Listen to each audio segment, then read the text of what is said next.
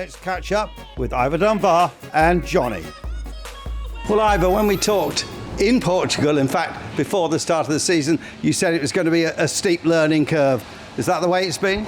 It's certainly been that, and first quali in the wet in a GT3 car, so that was quite an experience. The accent on the learning, though, what have you been learning with Johnny Molam coaching you? Well, just about everything. I mean, you're using all the capability of the car, and the car's got so many different things to help you and hinder you. But the biggest thing is probably getting to grips with the downforce and the fact that actually you've got a lot more downforce in this car, and it takes a while to feel the grip. In a 458, you've got more mechanical grip, and it's kind of quite easy to get your head around. These are a bit harder to get your head around, because when we first started driving it, it felt like I couldn't tell where the grip was. Now, I've got used to it, I actually feel it's quite a lot easier to drive than I thought it was before. But that's part of the learning curve, I guess. Now, this Michelin GT Cup is, of course, a fully professional racing series, and that brings other demands as well, a lot more rules and so on. A lot more rules, a lot more procedures, even just coming in and out of the pits, and all the expensive rules, and you sometimes break them inadvertently.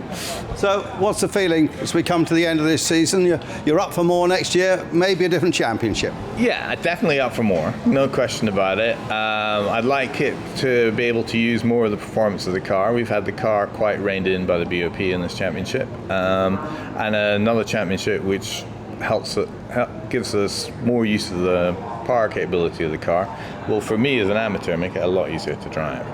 Johnny, your pupils worked really hard at this. Oh, he's done fantastically all year. Where we started off, we've been monitoring Ivor's difference gap to me per kilometre, and every race we've done this year he's got closer and closer and closer. And then in the wet conditions then, which reward finesse, he did superbly well, qualifying 8th in the second session and was as high as 6th at one point. So really, really fantastic driving from Ivor. And have you still got more to teach him? We never stop learning. I mean, I never stop learning. There's things I discovered when I went out in the wet yesterday. I'd not driven this car properly in the wet before, and you're learning. And obviously in Ivor's case, he's on a much steeper learning curve. So every time he gets in the car, he'll learn something new. And like he rightly says, we're in a championship this year where the 488 Ferrari is the state-of-the-art GT3 car. Absolutely fantastic car, very reliant on downforce, and we haven't really got much in the way of power, so it's all about maintaining momentum through the corners. So for a driver like Ivor, as an amateur, it's very difficult to actually unlock that lap time when it's all about momentum and you haven't got the power. So if you make a mistake, you lose 4 or 5 tenths instead of just losing a tenth and a half. Would you put it down as enjoyment, or is it too much like hard work? No, it's not hard work. It is enjoyment, definitely. But you have to, commit, go testing, and work at it. But definitely beats a day job, no question.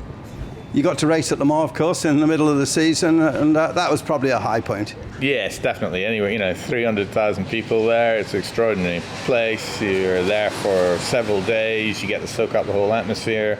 You're behind the scenes everywhere with, on the main race and in our race, and then you're out there going around the legendary track. You don't get many laps on it, admittedly, because they're quite long, but great fun.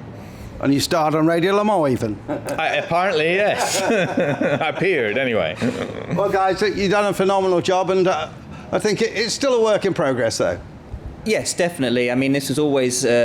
as Ivor and I have set up with Red River Sport, the mentoring and management company, there's always going to be a process, exactly that. And this was the first step for Ivor on that sort of road to Le Mans. And he's certainly exceeding expectations on that. And so we're going to keep going down that path. And in a few years' time, we're going to be there.